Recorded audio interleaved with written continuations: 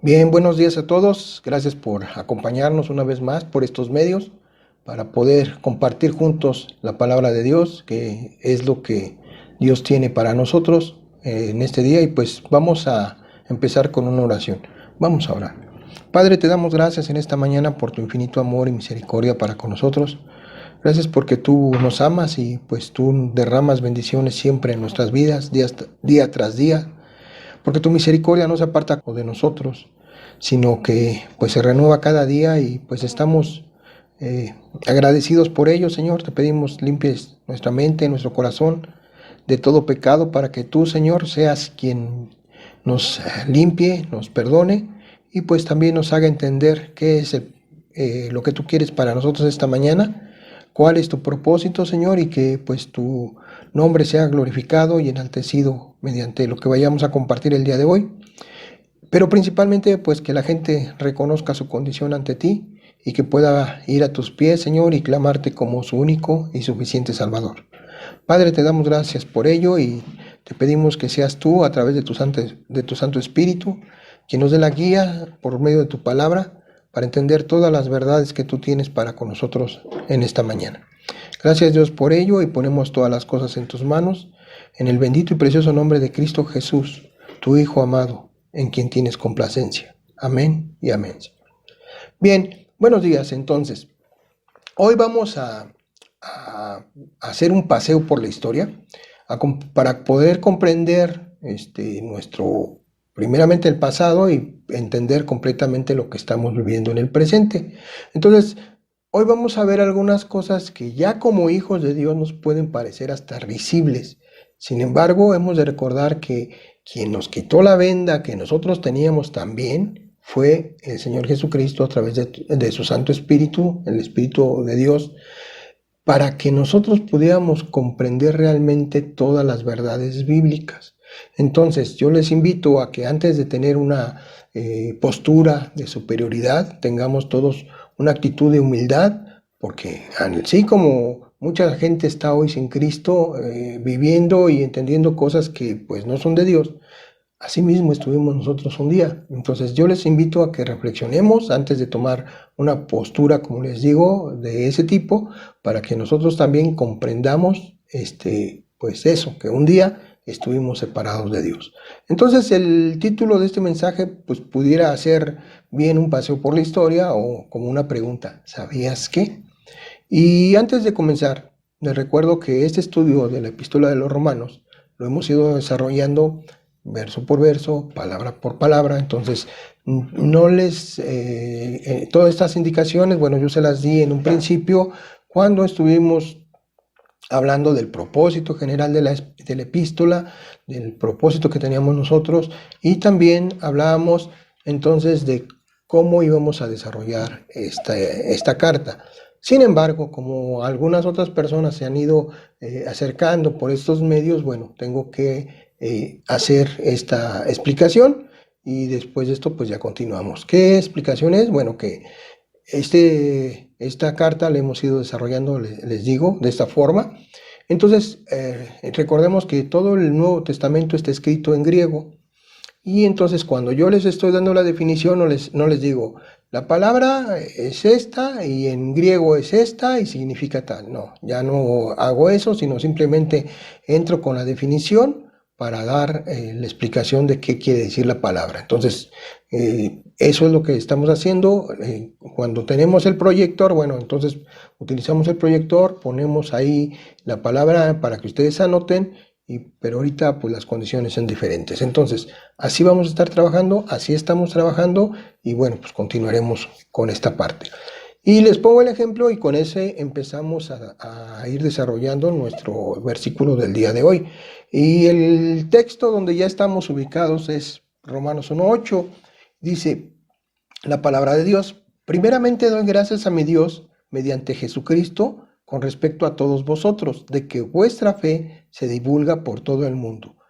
Entonces, ahí entramos y dice, primeramente, ya no les digo yo que la palabra en griego es proton, eso lo omito, ya nada más les voy dando la definición. Entonces, dice, antes que nada o en primer lugar, que es lo que significa. Entonces, el apóstol nos pone el ejemplo que lo primero siempre que debemos de tener en cuenta es que todo tiene que ser dado gracias a Dios. Todo lo que hacemos, lo que recibimos, lo que pensamos, lo que nos está aconteciendo, gracias a Dios, porque Dios tiene un propósito en específico. Aquí, pues, él está primeramente reconociendo que las gracias son dadas a Dios. Entonces, primeramente o antes que nada, hay que darle gracias a Dios en todo. Por eso nos dice la Escritura que ser agradecidos y que demos gracias a Dios en todo. Romanos 1:8 también, bueno, continuando, dice, doy gracias a mi Dios. Hemos de notar que el Señor, que en este caso el apóstol Pablo, nos indica esta expresión, gracias a mi Dios. ¿Cómo podemos nosotros entender eso? Que Pablo dependía de Dios en absolutamente todas las cosas. Y era tal la comunión que él tenía con el Padre, que solamente cuando nosotros tenemos esa comunión tan íntima, podemos decir, es mi Dios. Ya no es, nosotros hablamos de un Dios a manera general, sino un Dios de manera particular, de manera privada, de decir, es mío, soy parte de Él. Entonces, es una expresión que está muy ligada a tener una comunión muy íntima con Él. Seguimos. Y dice en nuestro texto, primeramente doy gracias a mi Dios mediante Jesucristo. Y ahí es donde nos vamos a ir deteniendo y ahí es donde vamos a basar principalmente esta enseñanza del día de hoy. Mediante Jesucristo.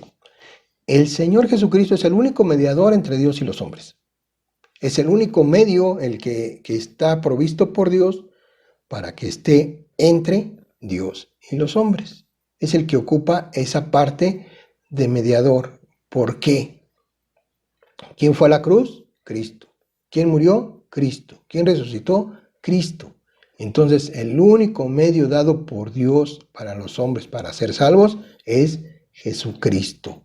Dice Primera de Timoteo 2:5, porque hay un solo Dios y un solo mediador entre Dios y los hombres. Y ahí vemos claramente la palabra de Dios que nos dice Jesucristo, hombre.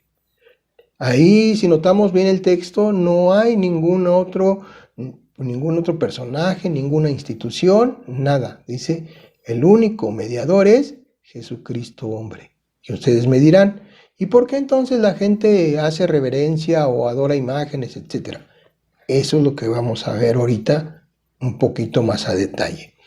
Y Hebreos 8:6 nos dice, pero ahora tanto mejor ministerio es el tuyo, es el suyo, cuanto es mediador de un mejor pacto. Está hablando del Señor Jesucristo. ¿Cuál era el mejor pacto? Acuérdense que ya lo hemos visto, promesas de vida eterna, perdón de pecados, etcétera. Establecido sobre mejores promesas. ¿Por qué? Pues porque esas promesas son eternas. El perdón de pecado ya es total, ya no vamos a tener esa situación de culpa frente al Señor, porque nuestros pecados han sido perdonados, porque hemos sido lavados con la sangre de Cristo, porque hemos aceptado ese sacrificio. Ahora bien, aquí vamos a empezar a meternos en la historia. Vamos antes de esto a recordar un poquito cuál era la forma de actuar de Dios en el Antiguo Tiempo, en el Antiguo Testamento, cuando hablaba y trataba con su pueblo Israel. Israel era el pueblo amado, era el pueblo al que Dios le había hecho promesas a Abraham para decirle, tu pueblo pues va a estar en tal tierra, vas a tener descendencia, vas a tener todas estas bendiciones.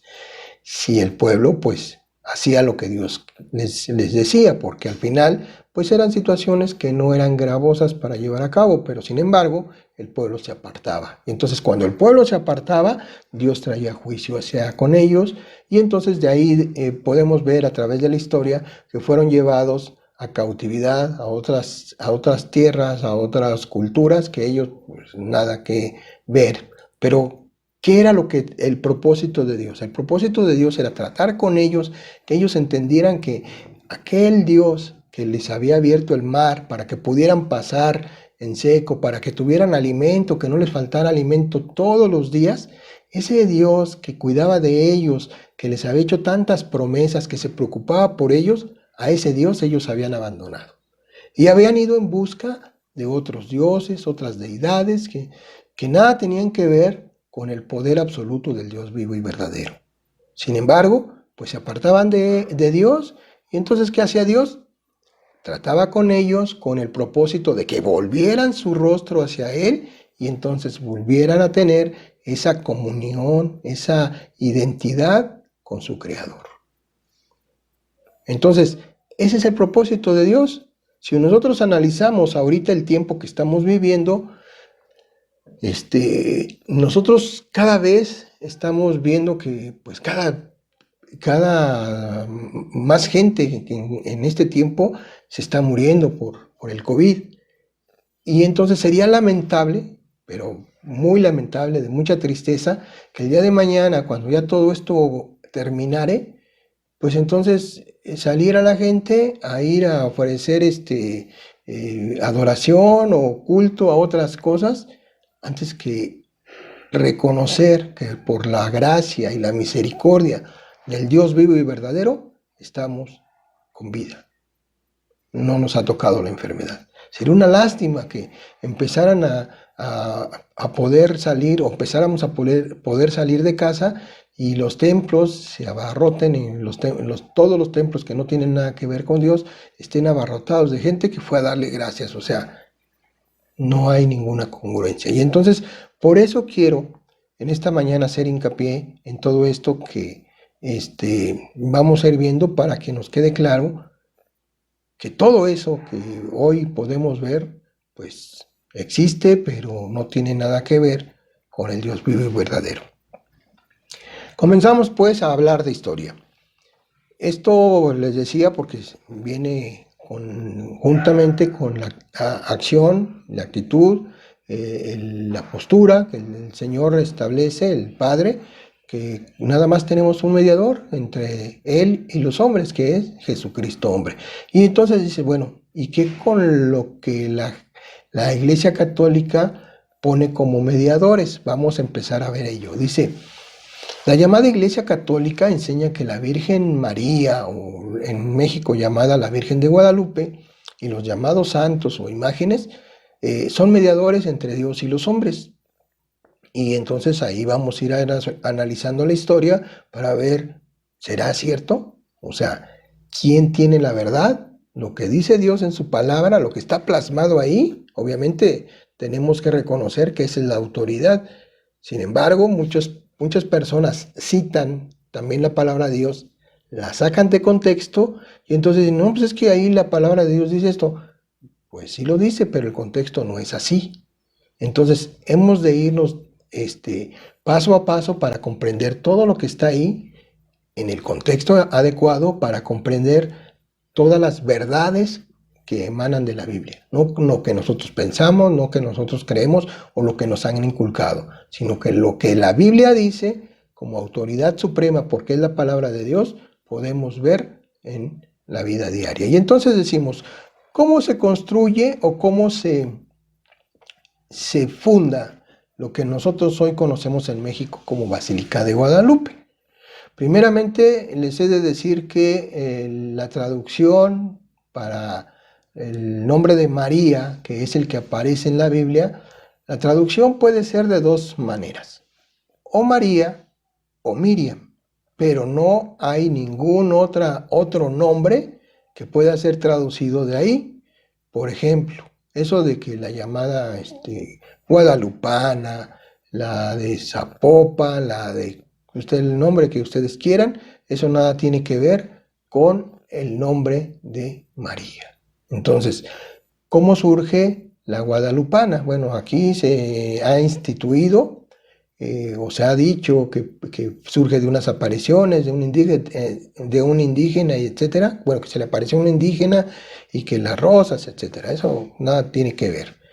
¿Y cómo lo sabemos? O sea, siempre hay una situación que por mucho que pues digan, bueno, pues es que lo van a creer, o quien está atrás de esta mentira siempre va a omitir algún detalle que cuando nosotros ya lo analizamos a la verdad de la escritura primeramente y a la verdad de los argumentos que nos llevan a razonar, no sé si alguna vez lo han notado, pero si ustedes pueden ir a ver o a consultar el tamaño del ayate, pues van a darse cuenta que esa supuesta ayate o supuesto eh, prenda donde fue hecha la pintura, pues correspondió a una persona que tuviera cuando menos 2 metros de altura. Entonces, obviamente, pues no nos dan las medidas con las características de las personas que vivían en ese tiempo.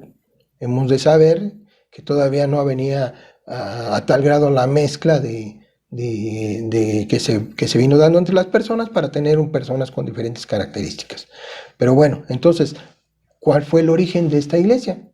Bueno, acuérdense que todo eso tiene que ver siempre con beneficios en cuanto a lo económico. Entonces, en Zapopan empezó la adoración de una virgen, por ahí del año 1530, y pues las entradas que tenían allá eran considerables. Entonces, en respuesta a que pues, es que se nos van las ganancias para allá, surge entonces la parte de hacer una veneración a una virgen aquí, y un año después se empieza con todo esto para poder tener las entradas que pues hoy se tienen. Y hemos de considerar que sí, efectivamente, la Basílica de Guadalupe ha cumplido la función para la que la crearon. Ahorita a nivel mundial es el segundo sitio que recauda más dinero para lo que es los fondos de la Iglesia Católica, solamente superada por la Catedral de San Pedro en Roma. Un ejemplo de esto. En el año 2016, la Secretaría de Turismo del Gobierno de la Ciudad de México nos informa que más o menos en ese periodo entraron un promedio de 56 millones de dólares. Y digo, pues es una cita, pues una suma, pues que es considerable. Y entonces decimos también que la Iglesia Católica afirma que fue fundada por el apóstol Pedro, por allá del año 42, y que sirvió el apóstol como obispo por un periodo de más o menos 25 años. Eso es lo que ellos dicen. Ajá. ¿Cómo podemos nosotros entonces saber que eso que están diciendo no es cierto? Bueno, primero vamos a entonces a hacer dos cosas. Lo que decíamos en un principio, nos vamos a basar en la historia y nos vamos a basar en la palabra de Dios. Y no nos debe de quedar lugar a dudas de las respuestas que vamos a ir teniendo. Entonces, no puede ser posible, primeramente porque la carta a los romanos fue, o sea, históricamente no hay ninguna evidencia de que Pedro estuviese ahí. Todas las evidencias que supuestamente dan de que Pedro estuvo ahí son posteriores al hecho de que ya habían considerado que él fue el primer apóstol y que tuvo sucesores y que etcétera. Todo eso es posterior a lo que ellos inventaron. Antes de eso no había ningún registro histórico. Y entonces, ¿qué dice la palabra de Dios? Bueno, que la carta a los romanos fue escrita alrededor del 56 y 57. Ajá. Y posteriormente el apóstol Pablo llegó a la ciudad de Roma por ahí del año 60. Y en ningún pasaje de aquí de la Escritura, ni en otras partes, se menciona que Pedro estuviera ahí en Roma, ni tampoco que fuera obispo o que fuera encargado de la iglesia en Roma. Entonces, si nosotros hacemos cuentas de los años en que fue escrita la carta y en los años que llegó el apóstol Pablo a Roma, contra los años que nos están diciendo ellos que fue alrededor del 42 y 25, son 67 años, porque si ustedes van al registro de la historia de los papas, bueno, van a ver que en el año 67 ya aparece el supuesto sucesor, pero bueno, no nos checan las cuentas porque entonces Pedro hubiera tenido ahí un trabajo de 25 años, un trabajo que fuera importante y un trabajo que fuera notorio. Sin embargo, esto no es así, no hay ningún registro, ni que él estuviera ahí, ni que fuera saludado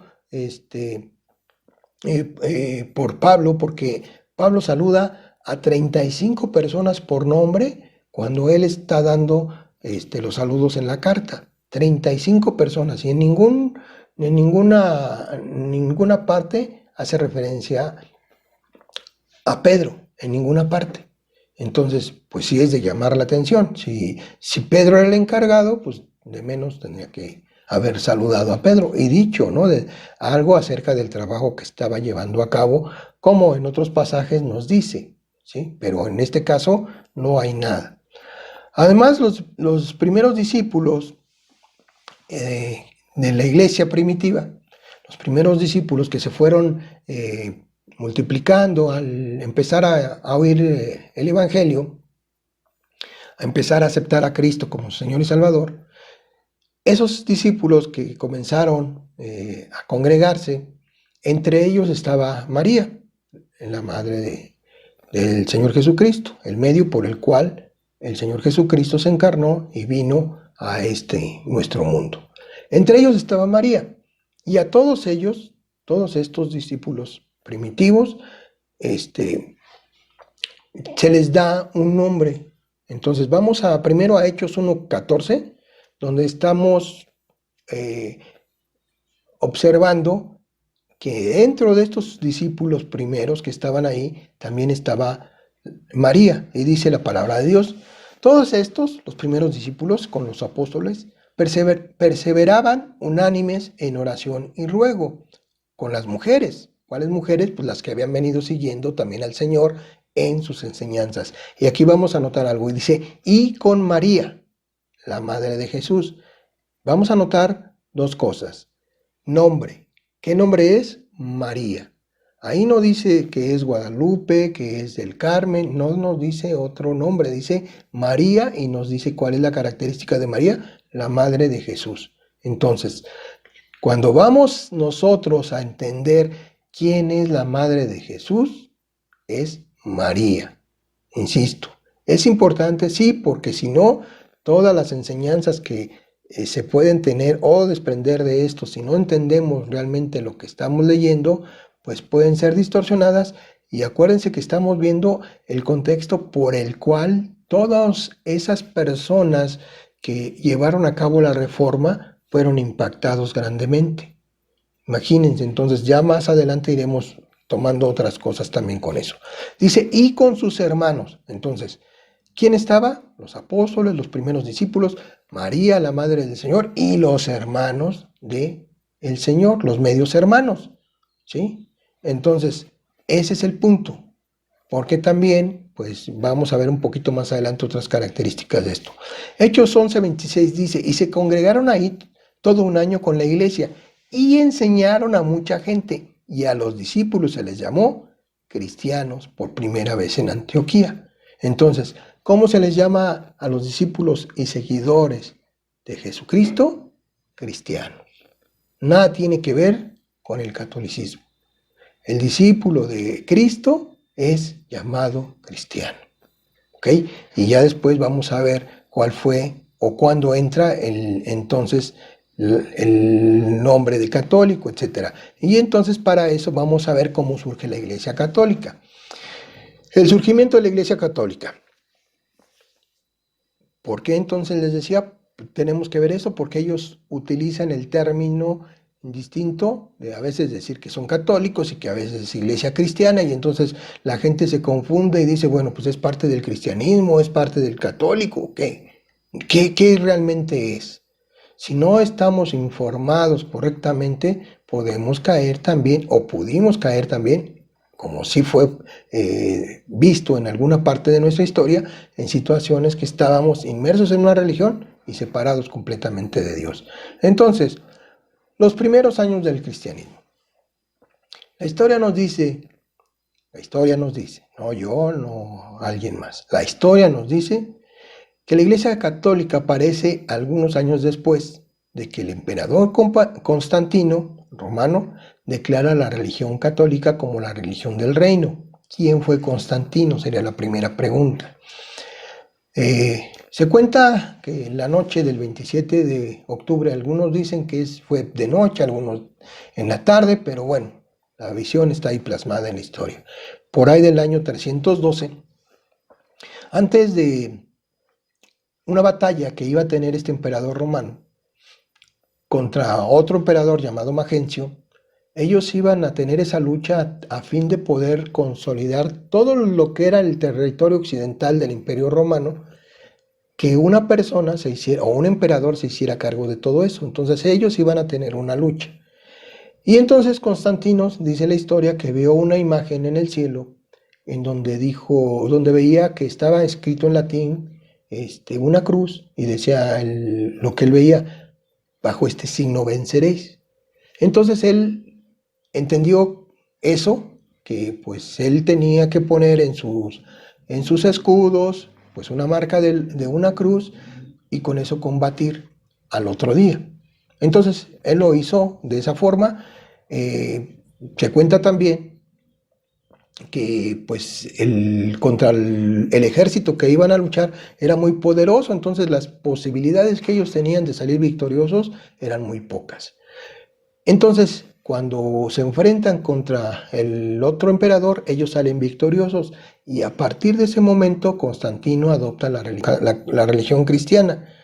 Entonces, aunque no dejó las actitudes o formas de vida por completo, era el emperador y bueno, pues tenía todavía ahí algunas situaciones en su vida que no desprende por completo. Sin embargo, sí él autoriza en un edicto en el año de 313 en Milán, hace un edicto donde declara al cristianismo como la religión oficial en el Imperio Romano. De eso se derivan dos cosas. La primera, que sería el lado bueno de las cosas, se termina por un tiempo la persecución de la iglesia. Hemos de recordar que cuando empieza la iglesia primitiva, pues es asediada porque pues los emperadores romanos se consideraban ellos dioses y tenían que adorarlos a ellos. Como los cristianos no lo hacían, entonces eran arrojados a los leones. Y entonces vino la persecución, mataban a muchos cristianos y pues era un caos. Con ese decreto, pues esa persecución termina por un momento. Y ellos empiezan a tener algunos beneficios, como cuáles. Bueno, pues ya se les autoriza poder construir lugares a donde poder congregarse. Acuérdense que en ese tiempo la iglesia primitiva se congregaba en casas familiares. Entonces ahí se congregaban y después se les dio oportunidad de pues acudir a los lugares más grandes que eran construidos con dinero del imperio y entonces ellos también les daban otros beneficios como era el no pagar los tributos y situaciones de ese tipo. Pero también muchas de estas personas tuvieron beneficios por estar a cargo de las congregaciones.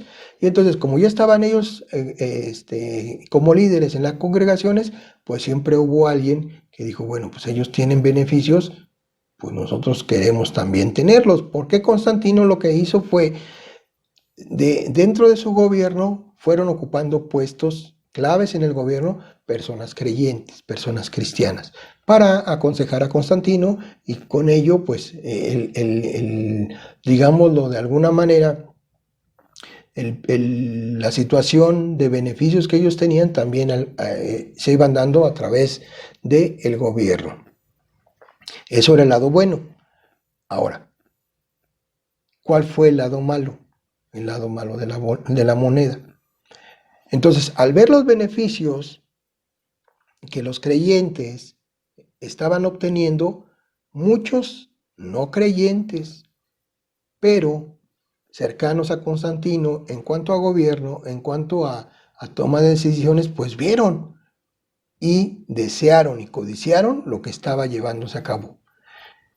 Y de eso pues decían, pues yo también ya soy cristiano, yo también pues ya quiero tener esos beneficios. No lo decían así, pues yo ya soy cristiano y entonces por tanto tenían los beneficios. Pero eran personas no nacidas de nuevo, es decir, no tenían el Espíritu Santo. ¿Y qué pasó? Bueno, pues que empezaron a tener injerencia en el reino, empezaron a tener un tipo de beneficios y llegaron a ocupar cargos en la iglesia que pues importantes y de liderazgo, incluso pues ya fueron ocupándose de los puestos principales y de gobierno dentro de la iglesia. Pero eran personas no nacidas de nuevo, eran personas inconversas. Entonces, ¿qué fue lo que empezó a suceder? Bueno, que entonces viene esa situación de que las autoridades de la iglesia no conocían la palabra de Dios. Y como tampoco Constantino había dejado por completo su manera de vivir, y a fin de que pues el imperio fuera cristianizado, lo que hicieron es hacer una mezcla de lo que la Biblia decía, de lo que la palabra de Dios decía, con todo lo que el pagano traía de forma de vivir y su cultura. Entonces hacen esa mezcla de las creencias bíblicas y las creencias paganas, y a esa mezcla se le llama sincretismo, y de ahí nace la Iglesia Católica. Y entonces, un ejemplo claro de lo que esto se llevó a cabo y pudo ser una realidad de esa mezcla, lo podemos encontrar en el culto a lo que la Biblia nos llama Diana, la diosa de los Efesios, o en la cultura egipcia, el culto a Isis. Y este culto a esta madre diosa, como fue absorbido por el cristianismo, entonces ellos decían, bueno, pues para que no adoren a esas diosas, pues vamos a darles ahora una nueva para que ellos vengan al catolicismo y se olviden de adorar a otras cosas. Y entonces esos títulos que estas supuestas deidades tenían eran, entre otros, la Reina del Cielo, la Madre de Dios y Teococos, que es quien dio vida a Dios. Eso era lo que ellos decían. Y entonces todos estos títulos fueron adjudicados a María. Y entonces a María se le concede un papel muy exaltado dentro de la fe ya naciente, que era, insisto, una mezcla entre el cristianismo y el paganismo, aunque ellos decían que era la iglesia cristiana. Por eso es tanta confusión, porque ellos decían, no, pues es que la iglesia cristiana ya no fue la iglesia cristiana como en un principio había sido formada, sino entonces ya fue esa mezcla y de ahí se derivaron muchas cosas. Entonces decíamos, de ahí se desprende esta adoración. Y también hay otra cosa, que en muchas ciudades romanas, en cada una de esas ciudades tenían un dios específico para dicha ciudad. Entonces lo que hizo la iglesia católica fue, bueno, pues ellos tienen su dios específico, pues nosotros vamos a darles un santo. En lugar de un dios, pues ahora va a ser un santo, porque pues los santos, pues la Biblia habla de santos, entonces les vamos a dar un santo, y en cada una de las poblaciones ahora vamos a tener un santo patrón, o un santo patronal, o un santo al que la población debe de rendir adoración. Y entonces ya tienen ahí un santo para todas las ciudades. Pero dice la palabra de Dios que las imágenes no tienen ningún poder. Lo podemos ver claramente en Jeremías 10, del 3 al 5. ¿Por qué? Porque nos dice la palabra de Dios. Porque las costumbres de los pueblos son vanidad. Porque leño de bosque cortaron, obra de mano de artífice con buril. Ahí le están dando una especie de cincel, le están dando forma. Con plata y oro lo adornan, con clavo y martillo lo afirman para que no se mueva. Derechos están como palmera y no hablan. Son llevados porque no pueden andar. No tengáis temor de ellos, porque ni pueden hacer mal, ni para hacer bien tienen poder. Entonces, cuando hablamos de que pues ahí paran a una imagen, la sostienen para que no se mueva, para que no se les vaya a caer, ¿qué les recuerda? No cuando van en las peregrinaciones, que van ahí agarrando a la imagen, o cuando se suben al metro, que con unas imágenes muy grandes que no pueden a veces ni cargar. Entonces, pues ahí se les cae su imagen y pues se les muere su Dios. Entonces van ahí ellos agarrándolo, porque no les vaya a pasar nada. Dice el Salmo 115, del 3 al 8. Nuestro Dios está en los cielos. Todo lo que quiso ha hecho. Los ídolos de ellos son plata y oro, obra de mano de hombres. Tienen boca, mas no hablan. Tienen ojos, mas no ven. Orejas tienen, mas no oyen. Tienen narices, mas no huelen. Manos tienen, mas no palpan. Tienen pies, mas no andan. No hablan con su garganta. Semejantes a ellos son los que los hacen y cualquiera que confía en ellos. Entonces podemos decir, ¿esos son tus mediadores? Una imagen que no puede ni hablar, no puede oír, y ahí están, pues rindiéndole culto, prendiéndole veladora, hincándose. ¿Qué dice la palabra de Dios? No tienen poder. ¿Cómo puede algo así ser mediador entre Dios y los hombres? ¿Me explico? Continuamos. ¿Cómo podemos entonces decir que María es la mediadora entre Dios y los hombres? ¿Cuál sería el argumento? Obviamente ninguno. Pero vamos a ver aquí, con la palabra de Dios, lo que dice un rezo. Y vamos analizando esto. Dice, no lo vamos a ver todo, no voy a entrar a detalle, pero voy a ver algunas palabras que se encuentran dentro del mismo para que nos vaya dando luz a través de la escritura, a ver si realmente esto que estamos viendo aquí, qué semejanza o congruencia tendría con la palabra de Dios. Obviamente ninguna. Dice, el rezo se conoce como la salve, y dice primeramente Dios te salve, habla de reina y madre, Dios te salve, dice abogada nuestra, dice siempre virgen, dice Santa Madre de Dios. Eso es lo que dice, entre otras cosas. Vamos a analizar esto reflexionando en las palabras que mencioné, en las frases que mencioné. Dice salve, tiene dos significados. Uno puede ser un saludo y dos, una petición de ser salvado.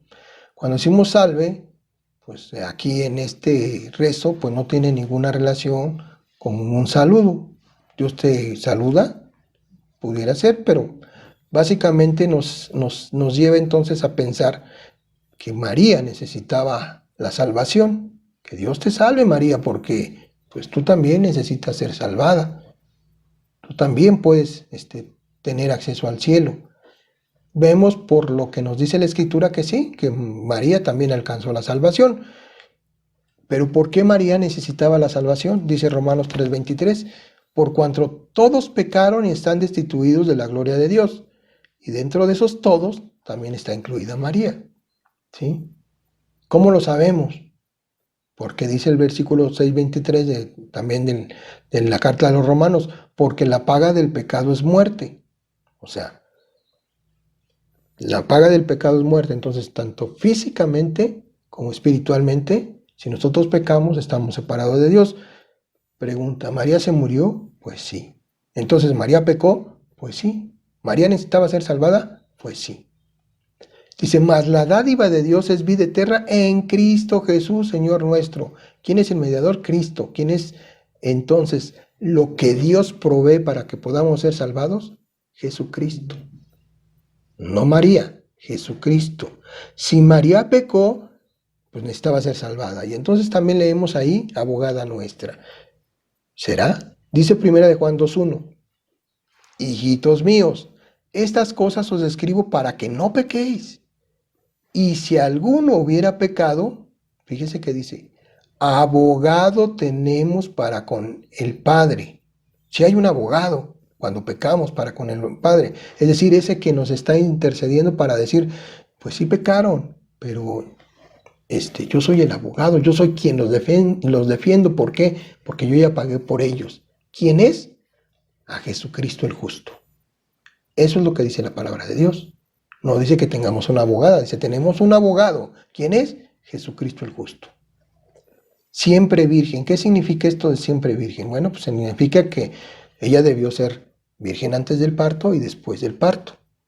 Pero, ¿qué nos dice la palabra de Dios? Marcos 6:3. ¿No es este el carpintero? Como ya vimos hace rato, vimos que María y sus hermanos, o sus medios hermanos del Señor, estuvieron ahí con los discípulos. Pero aquí también nos dice Marcos 6:3, ¿no es este el carpintero? hijo de María, hermano de Jacobo, de José, de Judas y de Simón? ¿No está también aquí con nosotros sus hermanas y se escandalizaban de él?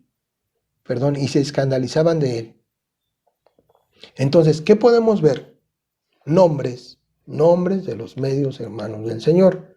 Hay quien dice, no, es que en ese tiempo se utilizaba la palabra hermanos para llamar también a los parientes. Hemos de decirles que eso también están equivocados, porque la palabra que se traduce aquí para hermanos es hijos de la misma madre. Entonces, no hay ninguna relación con que digan, pues es que eran primos y que pues, se les llamaron hermanos. No es cierto. Son hermanos, hijos de la misma madre. Y por eso aquí se están nombrando los nombres. 1, 2, 3, 4. Jacobo, José, Judas y Simón. Independientemente de las hermanas. Santa Madre de Dios. No puede darse este título, cuando menos por dos atributos de Dios que veremos en los siguientes textos. El primero, Juan 4:24, dice, Dios es espíritu. Obviamente, si es espíritu, no pudo ser madre de Dios. ¿Cómo iba a ser una carne madre del Espíritu de Dios? No puede ser. Y los que le adoran en espíritu y en verdad, es necesario que le adoren. Entonces, el Padre es espíritu. Ella es madre de Jesucristo. Cuando habla de Dios, en este caso se está refiriendo al Padre. No puede ser madre del Padre. Imposible. Génesis 21:33 dice, y plantó Abraham un árbol tamarisco en Berseba, e invocó ahí el nombre de Jehová, Dios eterno. ¿Qué es eterno? No tiene principio, no tiene fin. ¿María tuvo un principio? Sí. ¿Tuvo un fin? También. Entonces no puede ser madre del eterno. Reina. Jeremías 7:18. Los hijos recogen la leña, los padres encienden el fuego y las mujeres amasan la masa para hacer tortas a la reina del cielo. ¿Se acuerdan del título que estábamos viendo hace rato? Cuando hablábamos de Isis o de Diana, la reina del cielo. Y para hacer ofrendas a dioses ajenos. ¿Qué iban a hacer con esto?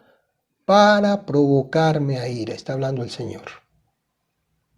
O sea, estaban ahí ofreciendo culto, adoración a algo que no es Dios. Resultado, la ira de Dios. Por eso Dios traía juicio, como antes lo mencionaba, al pueblo judío, porque el pueblo judío se apartaba de Dios. Entonces, vamos a seguir adelante tratando de descomponer lo establecido por Dios.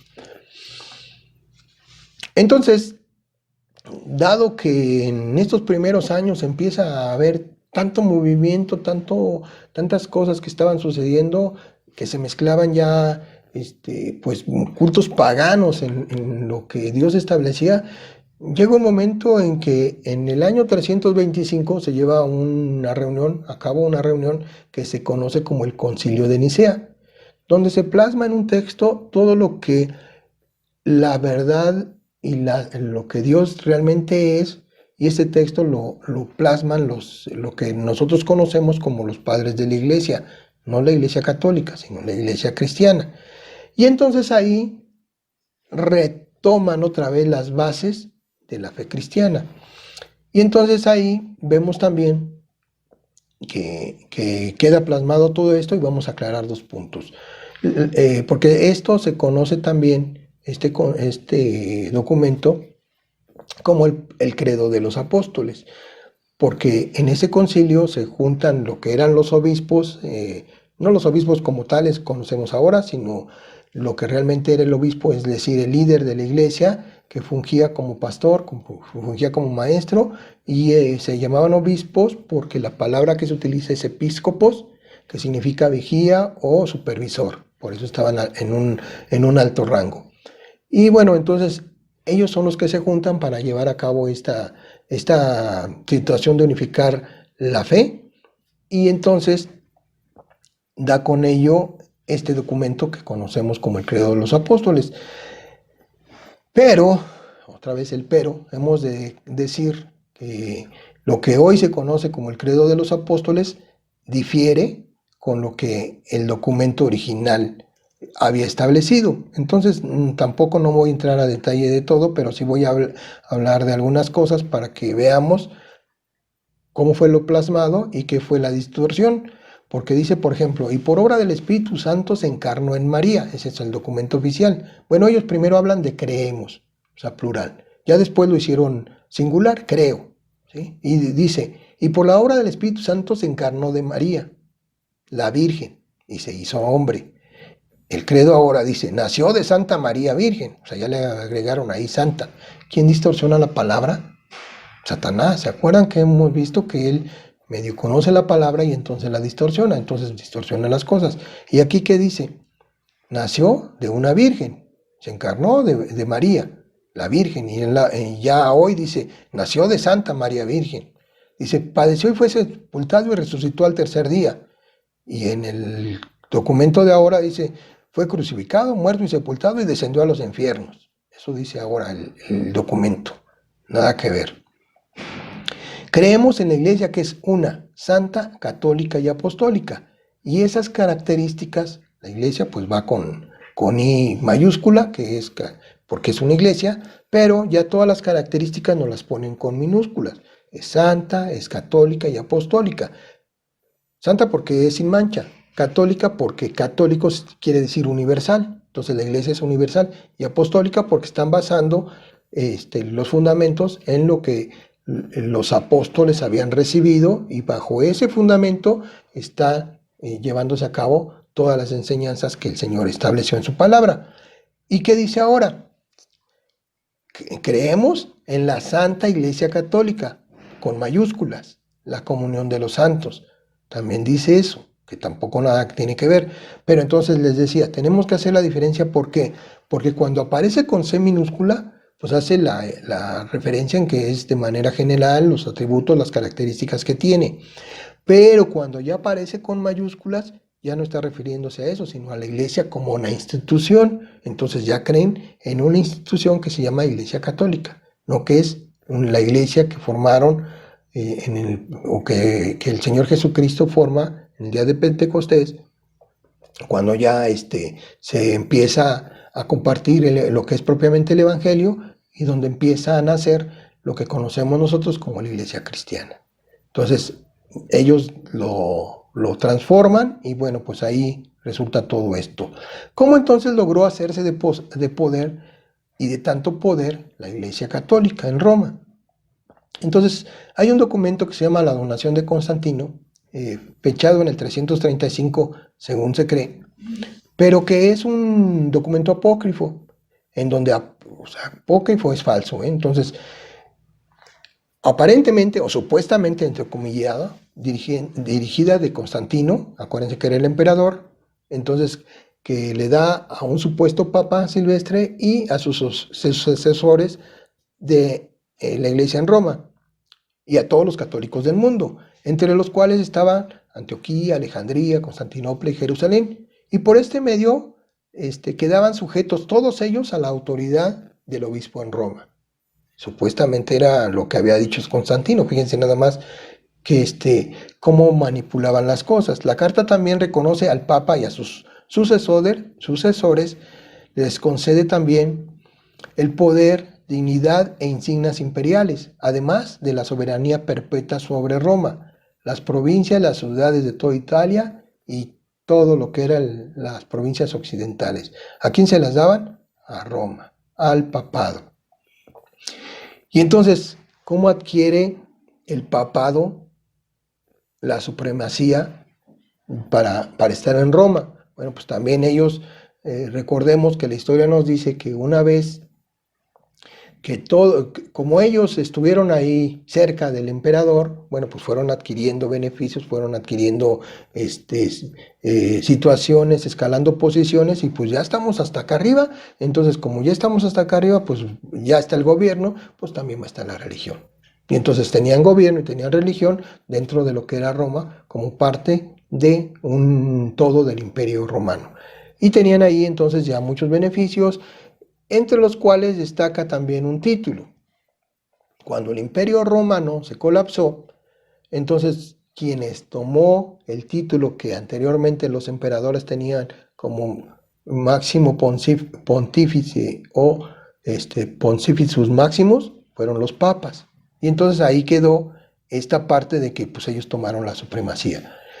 Pero fíjense que también cuando dice ellos lo dicen, no lo dice Dios, ellos lo dicen, que cuando el Señor Jesús dijo a Pedro, apacienta mis corderos, porque como ellos creen que o ellos dicen que Pedro fue el primer papa, pues entonces dicen, se toman de esto y dicen, fíjense, que cuando les dice el Señor Jesús a Pedro, apacienta mis corderos, no le pidió solo que guiara a su iglesia, sino que gobernara todo el universo. Eso es lo que ellos dicen. Entonces, hay un papa que quiso dejar todavía más clara la autoridad que ellos tenían sobre cualquier hombre, bajo pretexto de excomulgar a las personas, y entonces muchas personas perdieron sus bienes.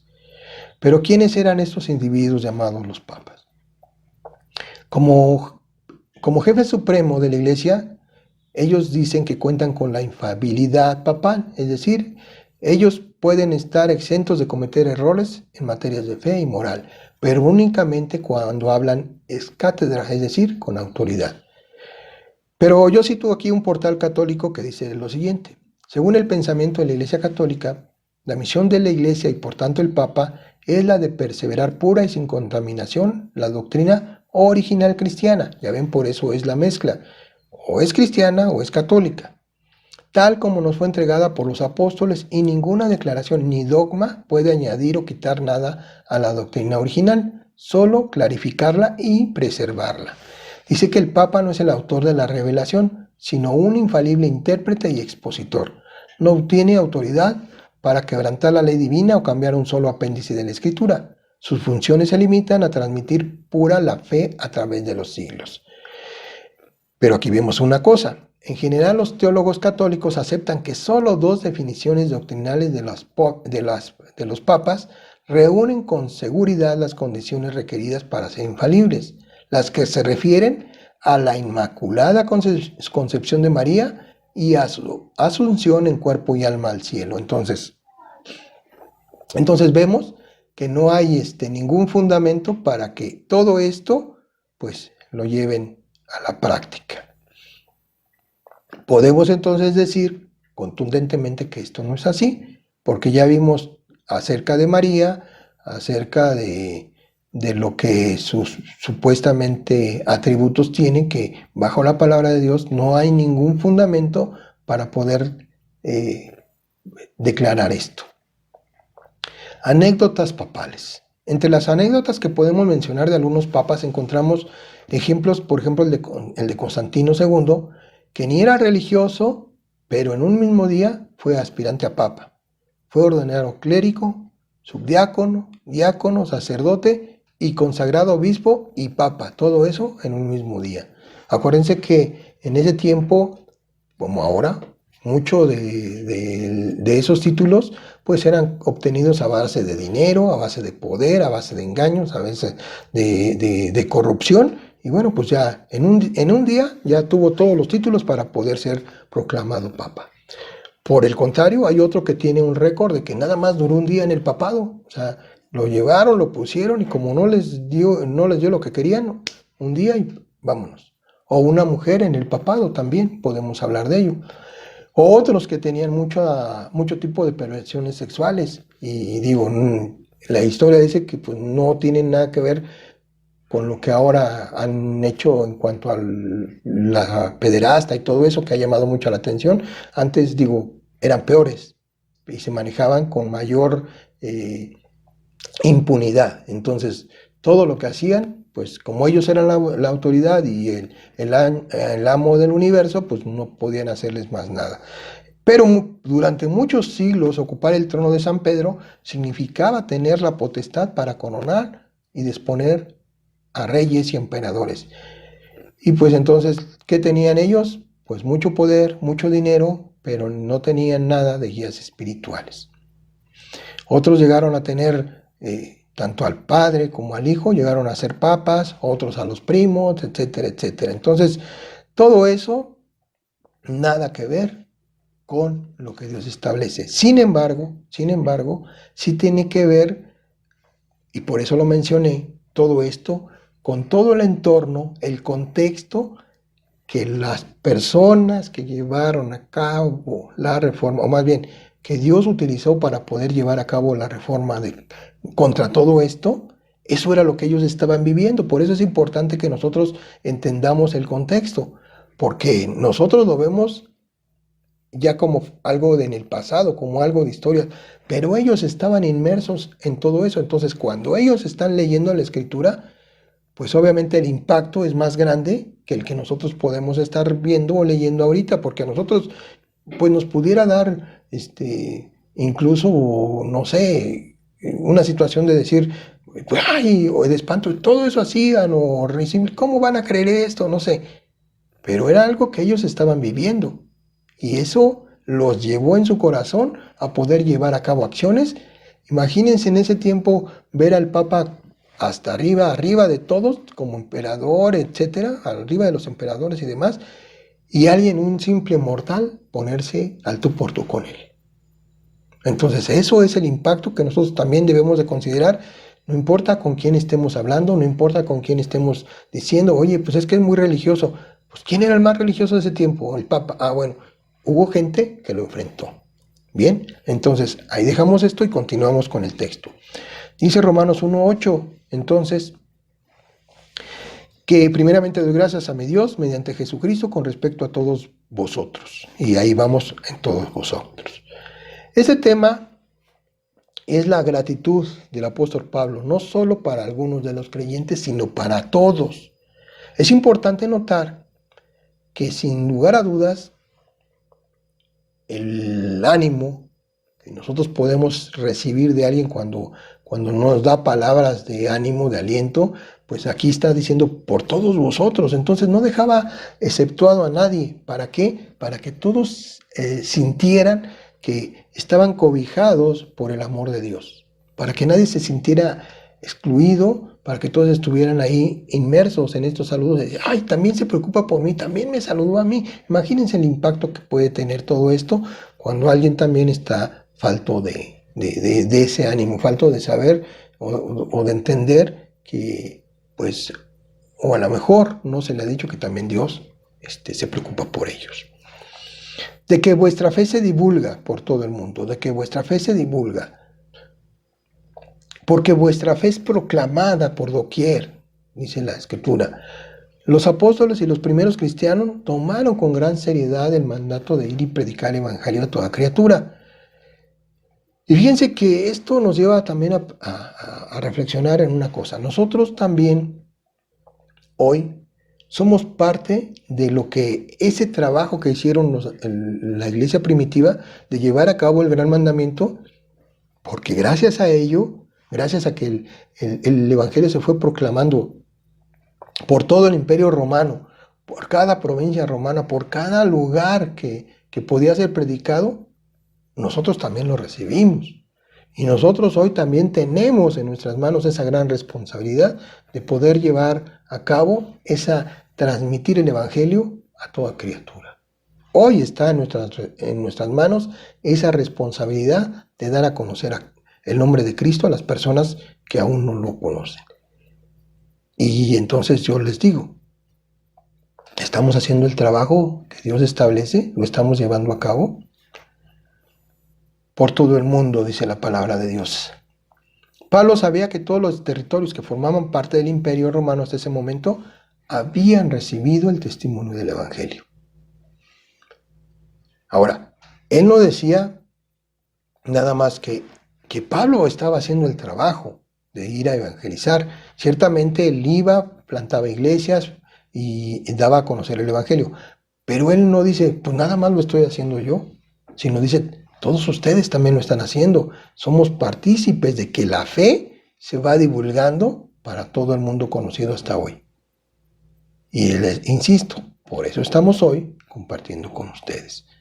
De todo lo anterior, debemos de resumirlo en un versículo. En un versículo que hoy quiero que todos aquellos que no han entregado su vida a Cristo, Todos aquellos que han estado inmersos en una religión, todos aquellos que han estado con dudas acerca de lo que Dios dice a través de su palabra.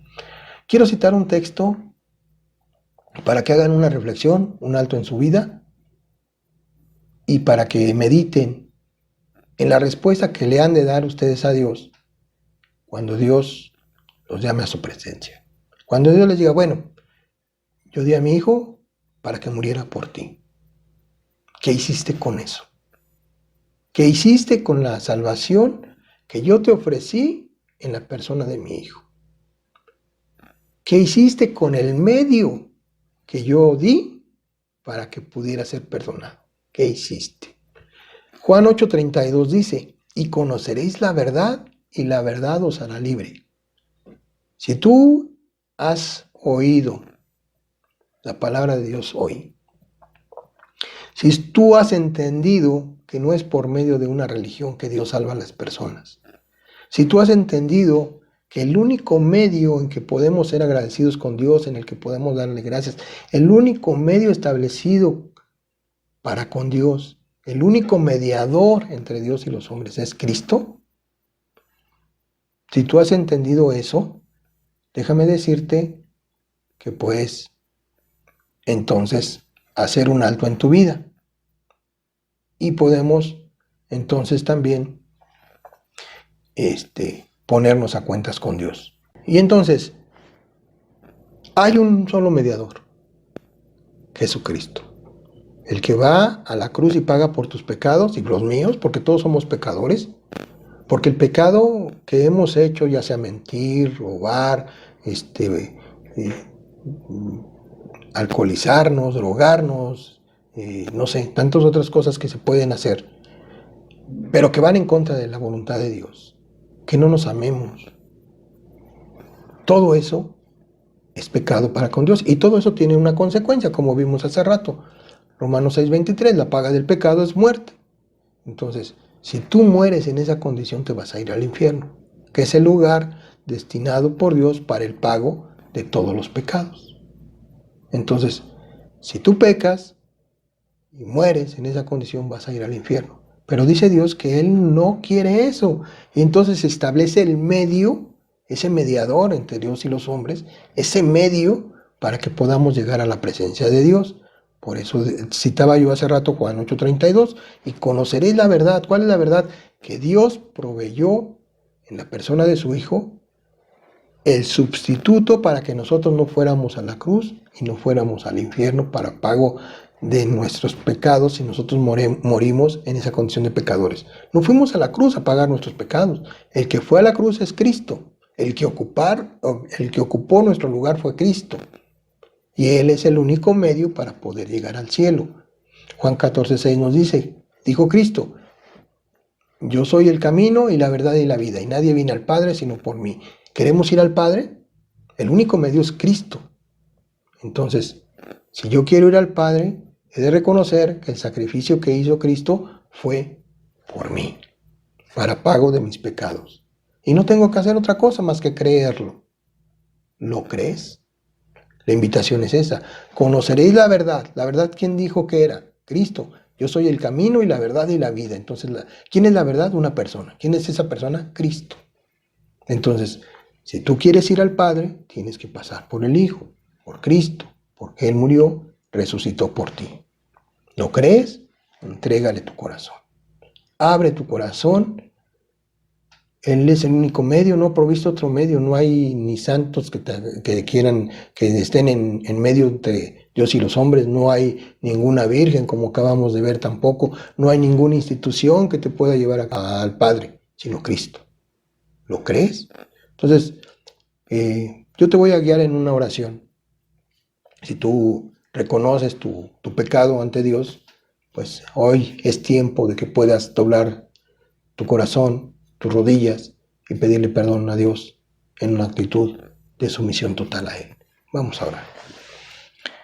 Señor, en esta tarde me reconozco pecador, sé que he pecado contra ti. Tú perdona mis pecados, Señor, y arrepentido estoy de ello. Quiero que tú me perdones, que tú me limpies con la sangre que derramó tu Hijo Cristo en la cruz, para el perdón de mis pecados, Señor. Perdóname. Quiero que tú, a partir de este momento, tomes el control de mi vida, de mi corazón, que hagas de mí la persona que tú quieres que yo sea. Te invito a que entres a mi corazón, a que la persona de tu Espíritu Santo entres en mí, me selles como tu Hijo, que pueda estar en tu presencia el día que tú dispongas de mi vida, porque tú dices que quien te ha aceptado tiene vida eterna, y nada ni nadie lo arrebatará de tu mano. Yo lo creo, Señor. Te doy gracias por la salvación tan grande que nos has dado en la persona de tu Hijo Cristo, y te recibo como mi único y suficiente Salvador. En el nombre de tu Hijo Cristo, porque Él fue el que murió por mí. Amén. Bien, pues no me queda más que agradecerles este tiempo que han estado con nosotros, a través del cual podemos ver lo que Dios quiere, lo que Dios tiene, el propósito de Dios para nuestras vidas. Y pues yo les invito a seguir compartiendo con nosotros estos espacios. Y bueno, pues nada más, también agradecerle a Dios por todo lo que Él está permitiendo para que sus propósitos sean cumplidos, y agradeciendo la provisión que Él nos da, porque aún con estas circunstancias, pues estamos de pie. Dios les bendiga. Voy a hacer una oración final para despedirnos. Padre, Señor, te damos gracias en esta tarde porque tú eres bueno y porque tu misericordia es para siempre. Porque grande es tu fidelidad, Señor, y por tu paciencia para con todos, esperando que ninguno se pierda, sino que todos procedan al arrepentimiento. Padre, gracias por ello, gracias por que podemos aún en este tiempo pues saber que hay personas que doblan sus rodillas ante ti y que te han reconocido como Salvador personal. Gracias, Dios, por ello, gracias porque tu palabra no regresa a ti vacía, y gracias por el cuidado que tienes de cada uno de nosotros. Ponemos en tus manos todas las cosas, tú sé con nosotros, tú guárdanos de las enfermedades, de la pandemia, tú sé con los que trabajan en los hospitales, guárdalos de enfermedades, Señor, porque pues sabemos que las situaciones están muy complicadas, pero sabemos también que tú tienes propósitos. Tú trabajas en el corazón de aquellos que en ese tiempo han abierto su corazón, en ese tiempo te han buscado tu rostro. Trabaja en ellos para que pues tú seas una realidad en sus vidas, y aquellos que te han conocido en ese tiempo, pues que también puedan proclamar las virtudes de aquel que nos llamó de las tinieblas a su luz admirable. Gracias, Dios, por ello, y bendícenos a todos. Te damos gracias por todo en el nombre de tu Hijo Cristo Jesús, ante el cual se doblará toda rodilla y toda lengua confesará que tú eres Dios, para honra y gloria tuya, Señor. En el nombre de tu Hijo Cristo. Amén y amén. Gracias. Buenas tardes.